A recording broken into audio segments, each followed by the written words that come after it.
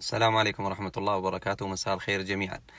من الأسئلة المهمة التي ينبغي أن تطرح وأن نعرف جوابها هو: ما حدود عورة المرأة أمام محارمها؟ هذا السؤال لابد أن ينتشر خصوصا في هذا الزمان. يعني أنا امرأة، ما حدود اللباس الشرعي أمام أخواني، أمام أبوي، أمام أعمامي، أخوالي؟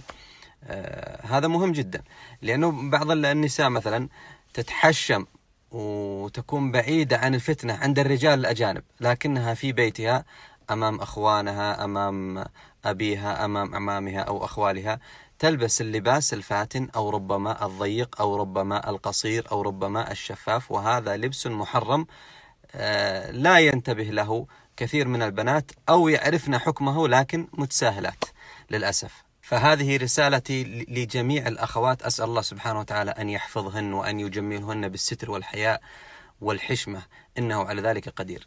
يا أختي في الله، ما يجوز لك أن تلبسين البنطلون الضيق أمام أخوانك، أمام عيالك، أمام أبوك، أعمامك، أخوالك. ما يجوز نهائيا اللباس الضيق، مثل البنطلونات، مثل الملابس الضيقة، هذه ما يجوز. وكذلك الألبسة القصيرة، بعض البنات تلبس لبس إلى الركبة، تلبس لبس نصف صدرها طالع إلى هنا، عضديها كلها طالعة خارجة أمام الرجال المحارم.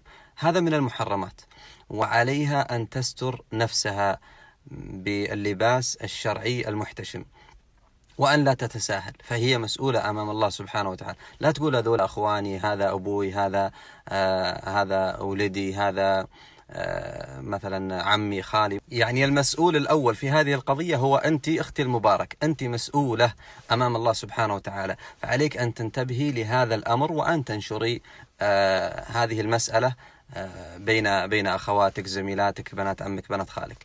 المسؤول الثاني في هذه القضية هو أم البنت. يعني ما يجوز لك أنت كأم أن تسمحي لبناتك أن يلبسن مثل هذه اللباس، حتى لو كان في البيت، في الصالة، في حوش البيت أمام إخوانها. ما يجوز، محرم أن تلبس اللباس الضيق أو اللباس الذي يبدي أكثر الجسد، محرم.